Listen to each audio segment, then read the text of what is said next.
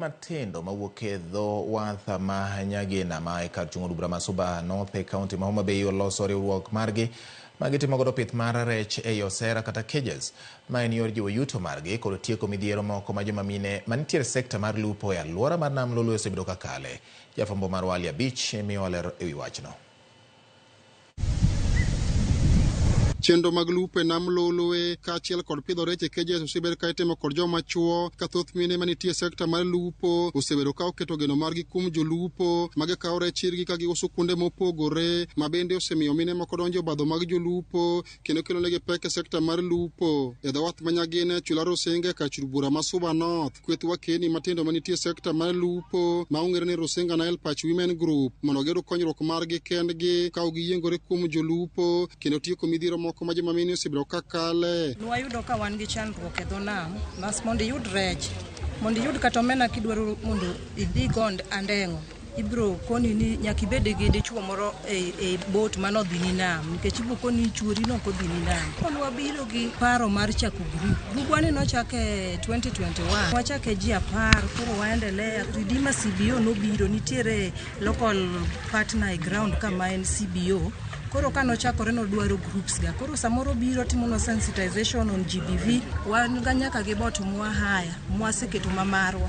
Achiel kuom cages ma gitime pith rech e dho wath ma Nyagina gikete nyithi rech moingo gana 35 kendo giwacho ni nyaka gichak chenro no gin kod mijing'o mar timo pith mar rech kendo tieko pek moko ma mine osebedo ka kale e dho wedhe. Rech 35,000 mane wa stock fingerlings. Koro fingerlings wagi to wachako nomedwa 3,500 ma replace the mortality manyalo to right now nitie mosetho around 767 mosetho. Koro that's 3,500 replace ge. Koro gemwa daily activities mwatimo ina day wadhi enam didek. Wan gi chuo makonyo watimo kakete banking to the merry go rounds mondo keep we busy. Hadi poni jaboya moro biro nikech ne wabedo luwad gi joboya gi. Koro mano ne miyo atamalo mag kute mag ayaki ne nyalo yudo jowa mamoko.